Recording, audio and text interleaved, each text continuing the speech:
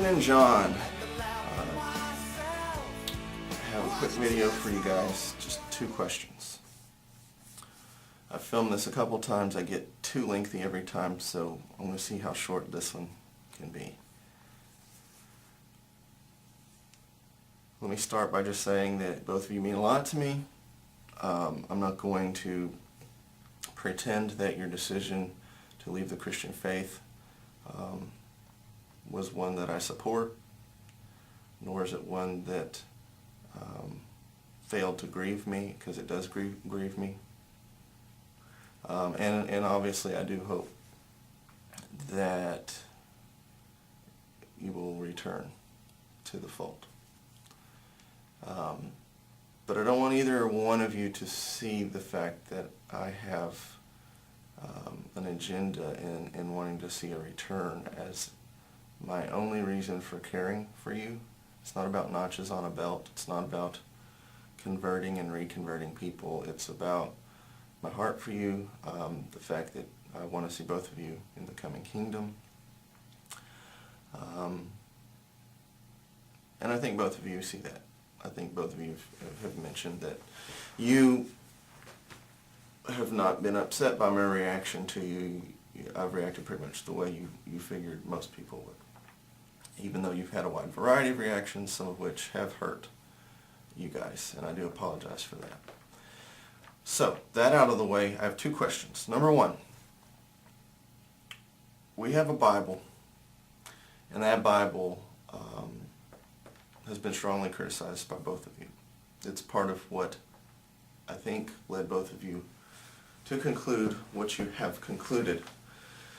That Bible has spurred, I'm not blaming the Bible for it, but we have over 30,000 denominations because various Christians have held on to one particular verse or one particular doctrine or dogma and theology and built an entire denomination around it. So I'm wondering if the same problem exists within Deism, except maybe even worse, because at least in the Bible we have clear-cut written words that we can either cling to, dismiss, or figure out, what God wanted us to know by those things.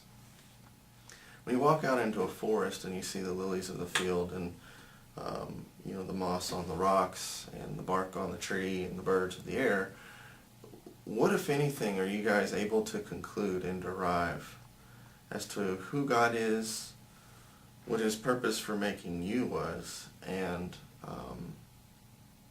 I know by Jordan's channel, when he says religion-free deist, that he's probably doing his best not to develop doctrine and theology, but I think that's probably pretty impossible. And even if you want to keep it simple, I'm sure you have a few things that are true for you. The other kind of question inside of that question is, if nature is your only guide, and it's not as clear-cut in my opinion as a book might be, then how does one deist not vary from this other deist just in this huge gulf-like manner? I mean, literally, Jordan, you may interpret certain things in nature or have these overwhelming emotional experiences that John doesn't have, or John has the exact opposite experience. And because of that, both of you completely and totally arrive at completely and totally different conclusions. So tell me a little bit more about y'all's beliefs and how, if there is any cohesion with deists, period, where is that cohesion? And is it just in the fact that you reject the Christian God and worship this nature God? I mean, is that the only cohesion, or is there more to it? Question number 2 is the crux of this challenge video. That first question is just, hey, explain your beliefs to me.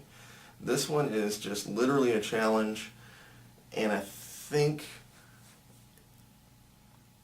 it might hit you, but I suspect you'll come up with an explanation, and whether I agree with it or not, I'll at least better understand your point of view.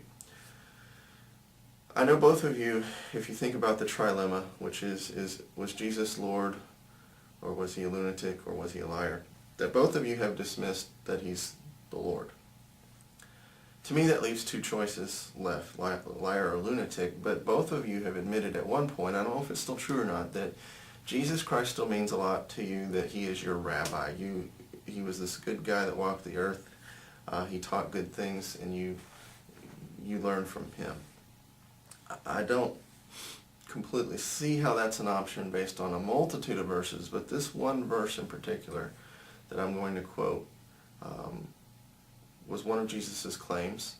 And I just want to know, as students of this worldly rabbi, what do you do with this claim where Jesus says, I am the way, the truth, and the life. No one comes to the Father but by me. Now you really have two parts there. You have to first deal with the fact that he is calling himself the way, the truth, and the life. He's not saying he's a way, an option, or a truth, or a life. He is the way, the truth, the life. How do you explain that? Number two is the hardest part, in my opinion, for both of you. No one comes to the Father but by me. He's not flat out in that sentence saying, I am God incarnate, but he might as well be, because if he's just a mere human with as much or as little significance as you or I, then he either has a huge puffed up pride ego problem, or he is, in this trilemma, the Lord. I don't see how someone could make this bold of a statement without being a lunatic, a liar, or someone very significant, and in my case that means Lord. So that's my challenge to both of you. I don't know if you still claim Jesus in any way, shape, or form. Last I knew, both of you did. He was your rabbi, and I just don't see, as a student of his, how you do anything with that claim except dismiss it completely. So I await your responses. Text is fine, PMs are fine, but obviously if a video comes, that's kind of what I'm looking for here. So I hope you're both doing well. I lift you up in prayer quite often, and I will continue to do so.